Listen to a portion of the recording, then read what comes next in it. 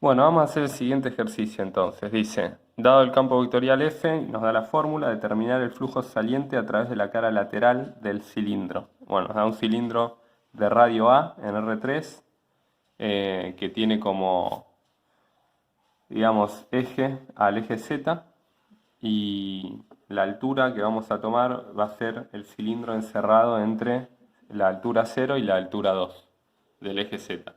Entonces, el dibujo sería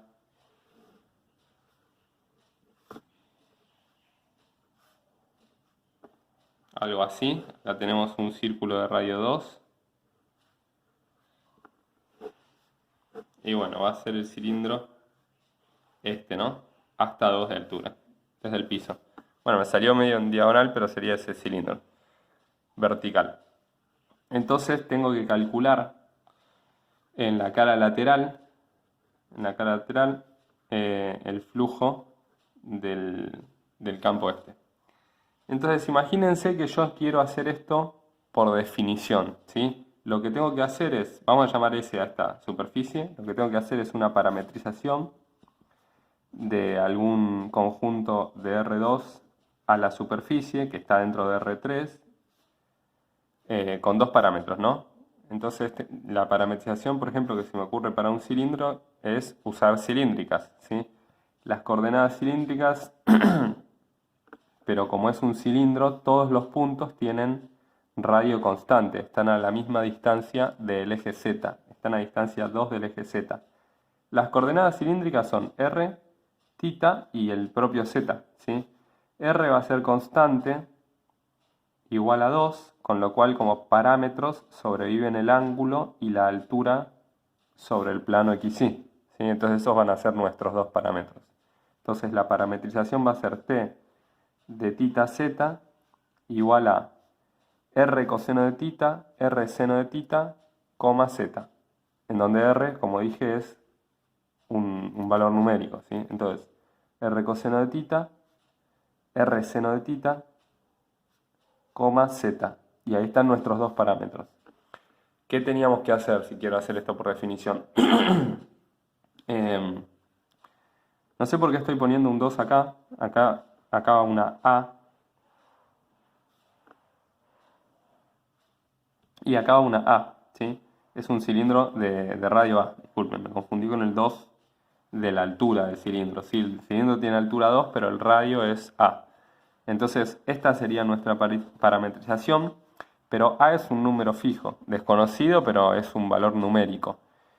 En cambio, no son valores numéricos, el θ y el z, esos son parámetros, y quedan libres a variaciones. Podría poner en θ, no sé, 0, pi sobre 4, en cambio en A es un valor desconocido.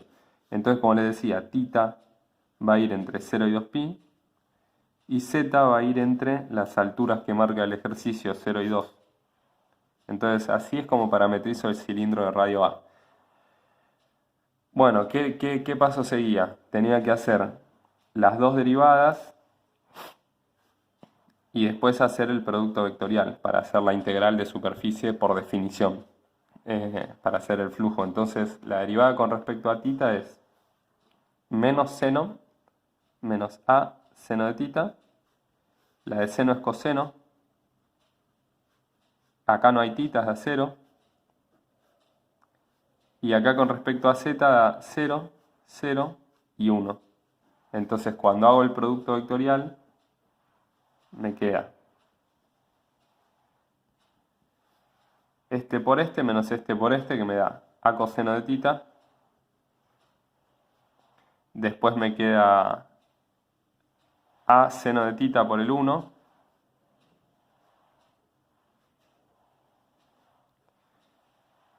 Y después en la última me queda 0. ¿Sí? Como es de esperar, porque si yo me paro en un punto del cilindro, la normal sale paralela al plano del piso. La normal no tiene inclinación en Z. Entonces, fíjense que esta normal, bueno, es paralela a lo que es el versor R, o sea que pareciera ser correcta. Bueno, entonces, ¿cómo sigue acá? hay que agarrar el campo vectorial y tenés que componerlo con la parametrización, ¿sí? Tenés que componerlo con esta parametrización y te va a quedar entonces en función de los dos parámetros que vos tengas, que son θ y z en este caso. Entonces voy a la fórmula y donde dice x pongo el x de la parametrización, o sea que me va a quedar 2 por x, 2 por a por coseno de θ. Después tengo y, pongo el y de la parametrización, a seno de θ.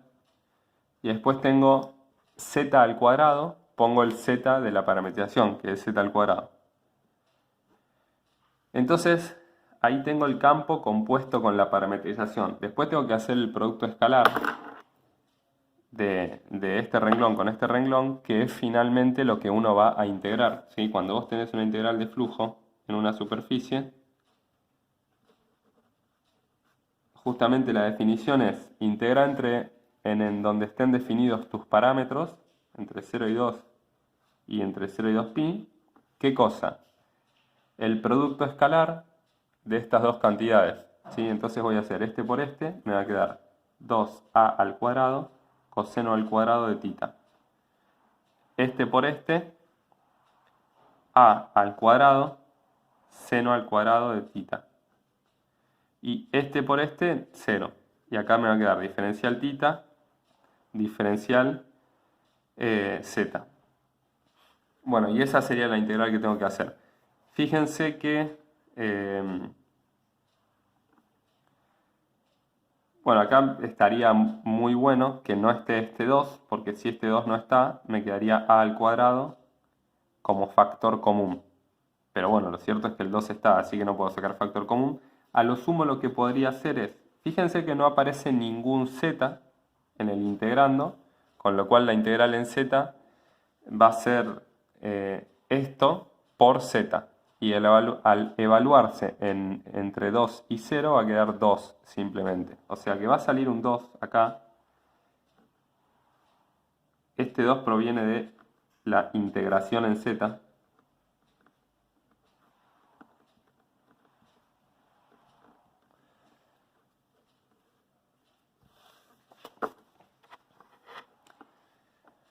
Y después lo que voy a hacer es, acá tengo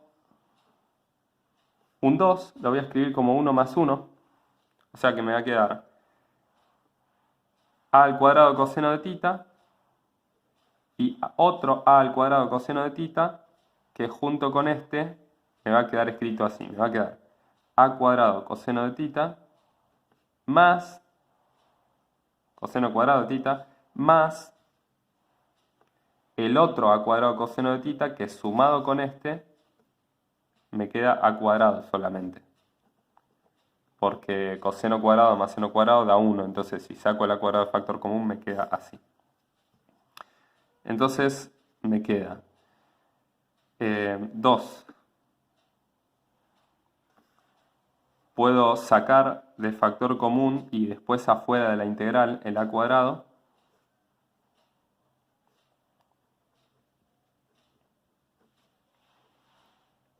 Para que me quede así. ¿Sí? Y bueno, sigámoslo del otro lado. Vuelvo a copiar lo mismo primero.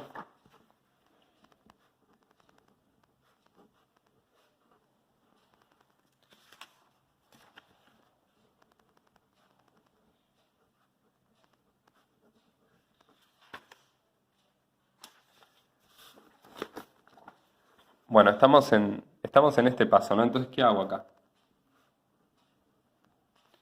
Vuelvo a escribir...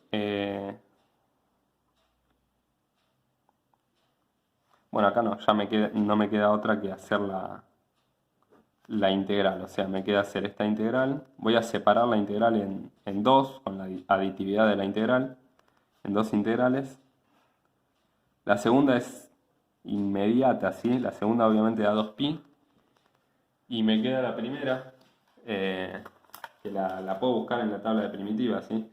Si fuese la integral de coseno, directamente da 0, ¿sí? Pero es coseno al cuadrado. Entonces tengo que evaluar entre 0 y 2pi. bueno, va a quedar 2a cuadrado, me va a quedar el resultado de esta integral, y me va a quedar más la integral de 1 entre 0 y 2pi, que es 2pi. Y esta es pi, ¿sí? Hay que hacerla o bien con tabla de primitivas o con algún método. Bueno, entonces al final nos queda 3pi por 2a cuadrado. O sea, 3 por 2 va a ser 6 pi por a cuadrado. Eso es si lo haces por definición, ¿sí? Ahora, también podemos hacerlo con el teorema de Gauss, ¿sí? En principio, cuando vos mirás el ejercicio, no pareciera ser que pueda hacerse por el teorema de Gauss, porque la superficie que te dan no es cerrada. Sin embargo, vos podés hacer lo que se llama tapar la superficie. Podés inventar dos superficies nuevas que voy a llamar T y voy a llamar, a ver, D1 y D2 a esas superficies. Y entonces lo que voy a hacer es plantear el teorema de Gauss a la región que queda encerrada por esas dos tapitas y el cilindro, la voy a llamar R. Y voy a plantear el teorema de Gauss así. Voy a decir que la integral triple en una región, en la región encerrada por la superficie de la divergencia de f, de x, de y, de z, es igual a la integral doble solamente, perdón, en la superficie que encierra a esta región. ¿Qué superficie encierra a esa región? Bueno, la unión de las dos tapitas con el cilindro, con el pedazo de cilindro. Y acá sería, hay que calcular el flujo, que es F por diferencial de área, ¿sí? Entonces, el flujo, y acá la E, es el flujo saliente, ¿sí? La normal exterior. Justamente con la normal exterior, recuerden que había calculado en la cuenta por definición. Entonces, bueno, ¿cómo hago esto? Para hacer esto, lo primero que voy a anotar es, si yo tengo una unión de tres superficies disjuntas, o sea que se tocan solamente en una línea, ¿sí? Entonces la integral de flujo la puedo separar en tres integrales. Una integral en D1, más una integral en D2, más otra integral en S, en el pedazo de cilindro. Entonces,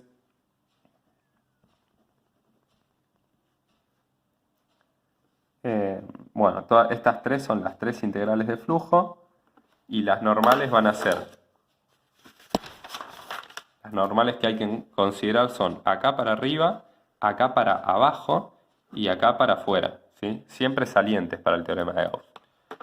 Bueno, entonces, ¿cómo, qué más tengo que hacer? De este lado separé en la unión de superficies en una suma de integrales. Y de este lado lo que voy a hacer es calcular la divergencia de f. La divergencia de f, fíjense que es la suma de las derivadas, ¿sí? Nos da 2 más 1 más 2z. O sea, 3 más 2z. 3 más 2z. Diferencial de x, diferencial de y, diferencial de z. Y acá tengo que describir el cilindro, ¿sí? En coordenadas x y z. No lo voy a hacer en coordenadas x y z, voy a usar el teorema de cambio de variable en integrales para describir el cilindro en coordenadas polares, que básicamente es mucho más fácil de hacer que en cartesiana, lógicamente. Entonces lo que voy a hacer es hacer lo siguiente. Integral triple de... primero, si quieren, vamos a hacer un trabajito simple, que es separar esta integral en dos integrales, ¿sí?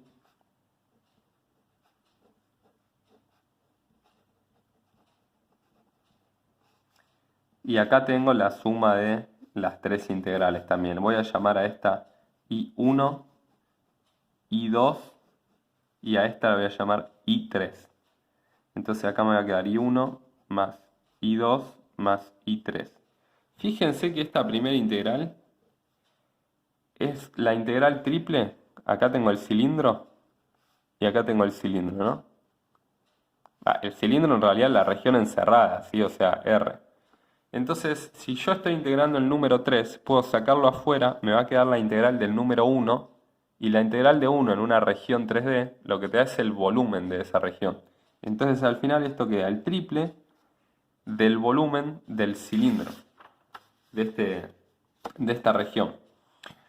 Y el volumen de una región cilíndrica es base por altura, ¿sí? Entonces tenemos el área esta, que es área, es 2pi por radio al cuadrado, perdón, pi por radio al cuadrado, y lo tenemos que multiplicar por la altura, ¿sí? Que viene a ser 2. Entonces tenemos un volumen de 2pi por a al cuadrado. Después tenemos esta integral, ¿sí? Que esta integral sí voy a pasar a coordenadas polares para hacerla. Entonces me va a quedar 2 por, y acá va a venir una integral en tita entre 0 y 2pi. Z entre 0 y 2. ¿Y qué más? R, el radio de polares, entre 0 y A. Voy a integrar Z, que en polares se escribe como Z, y se va a agregar en el integrando el jacobiano de polares, que es R. Y acá van a estar diferencial R, diferencial Z y diferencial tita.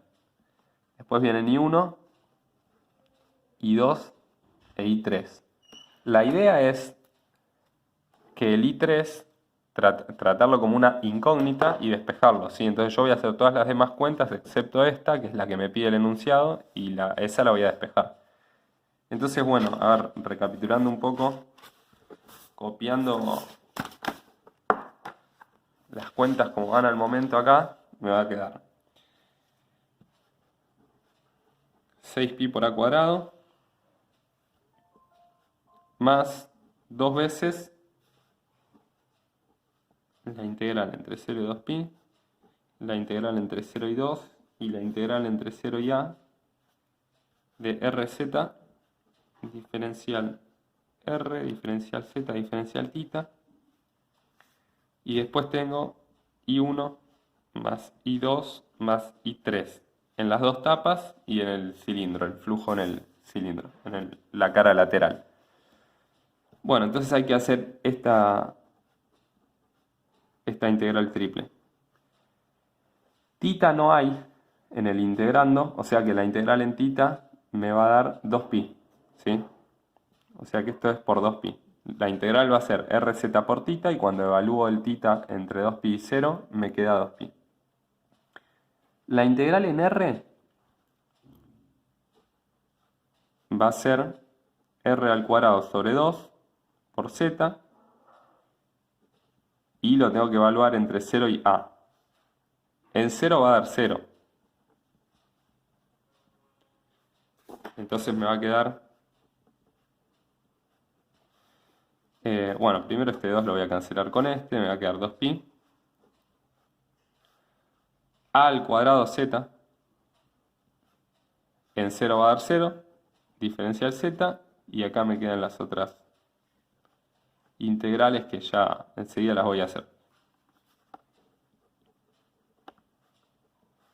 ¿Cuánto da la integral en z? De nuevo, va a salir un z cuadrado sobre 2 y voy a cancelar el 2. Y voy a evaluar entre 0 y 2.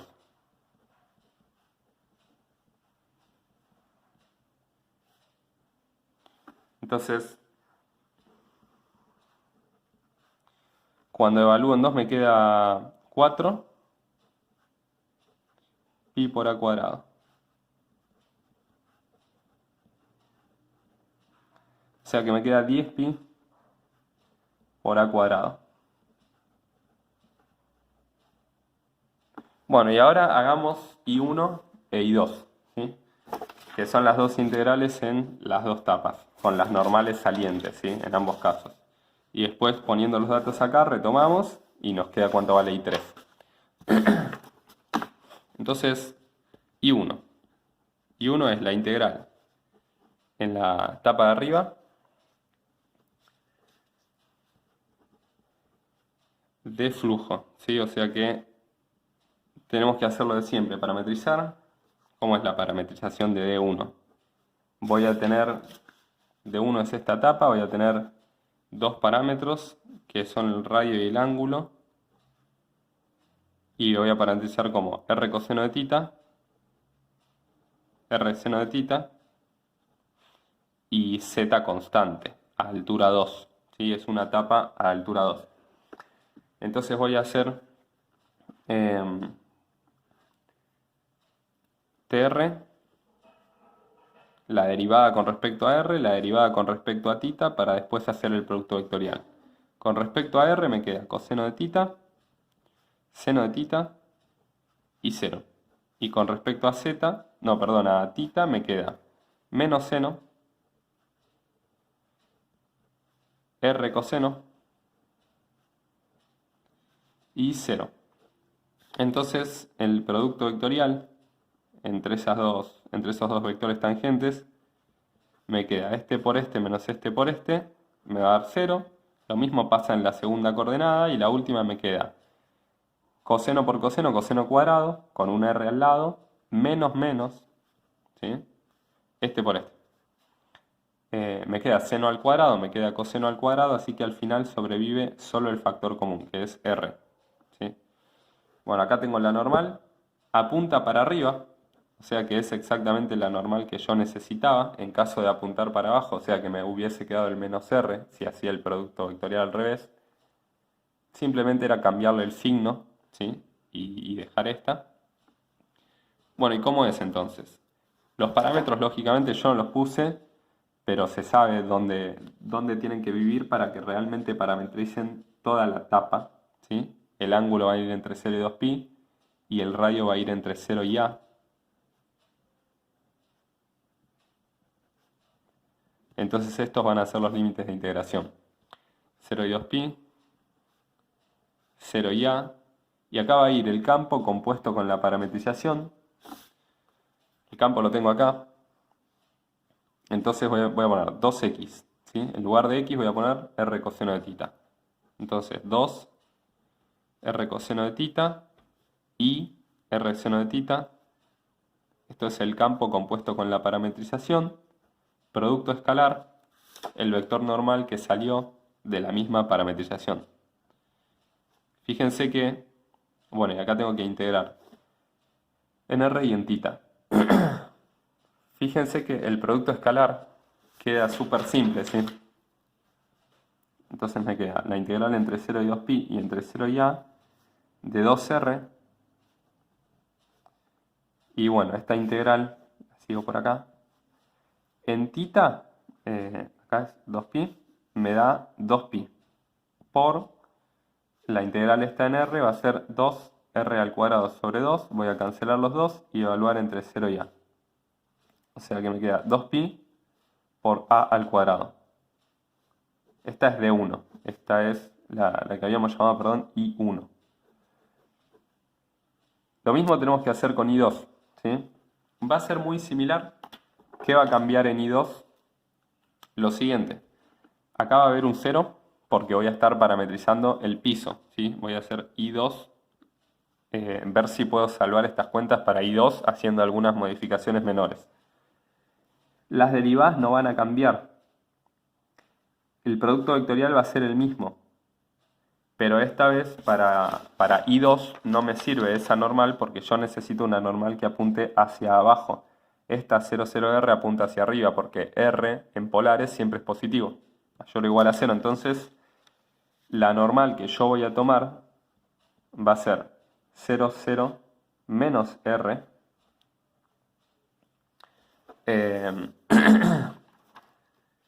Y entonces a la hora de plantear acá las cuentas voy a tener un 0 acá y un signo menos acá, ¿sí? ¿Cómo va a afectar esas modificaciones al integrando? Bueno,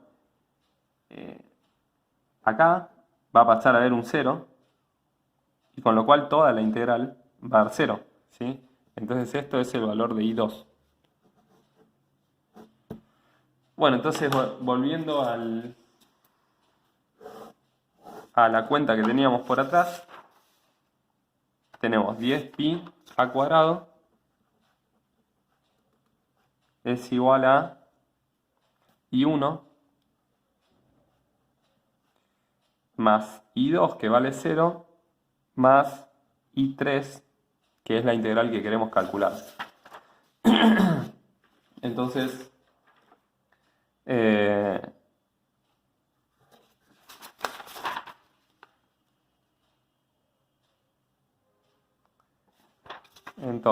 si pasamos restando, simplemente despejamos el valor de I3 como 8pi por a al cuadrado, que sería el flujo en la cara lateral del cilindro.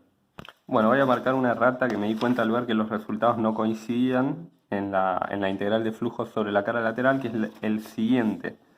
Yo tengo z al cuadrado en el campo y mi parametrización es 2 en la coordenada z, con lo cual acá, cuando compongo mi campo con la parametrización, no tiene que ir el z, sino el z al cuadrado, ¿sí? El cual es 4. Entonces acá me va a quedar no 2r, sino 4r. Y a la hora de hacer la integral, bueno, todos los resultados van a duplicarse. ¿Sí? Acá no puedo simplificar, sino que simplifico, pero sobrevive todavía un 2, porque estoy simplificando en realidad un 4. Y acá me queda entonces 4pi por al cuadrado. Cuando paso restando 4pi por al cuadrado, me queda 6pi por a al cuadrado, que es el mismo resultado que se obtiene haciendo la definición de la integral, como una integral de flujo, como veíamos al principio. Entonces ahora sí coinciden los dos resultados, este aplicando el teorema de Gauss o este haciendo la definición de la integral de flujo. Este no es el mejor ejemplo para exhibir las ventajas que tiene el teorema de Gauss, pero bueno, lo que yo quería hacer es ver que justamente fue lo que sin la errata no se podía, ver que los dos resultados coinciden, ¿sí? Entonces es una cuenta que vos podés hacer de las dos formas, con el teorema o sin el teorema, y podés verificar que los resultados coinciden. Por lo general conviene usar el teorema en aquellos ejercicios como por ejemplo el 13 de la guía 10, en donde vos sin el teorema no sabés cómo sale la cuenta, ¿sí? Entonces, o que la utilización del teorema simplifica la integral de flujo, porque por ejemplo si vos lo aplicás, la divergencia del campo te da una constante. Si la divergencia te da una constante, entonces la integral triple sale muy fácil, como por ejemplo acá que nos dio 3, sin necesidad de cambiar a polares. Esto es el triple del volumen del cilindro. Entonces si te pasan cosas como esas, te conviene mucho aplicar el teorema de Gauss. En cambio a nosotros nos sobraba un z, teníamos una integral arriba en la tapa que también nos daba otro número, en fin. Así que ya verán ustedes con hacer varios ejercicios cuándo les conviene y cuándo no usar Gauss.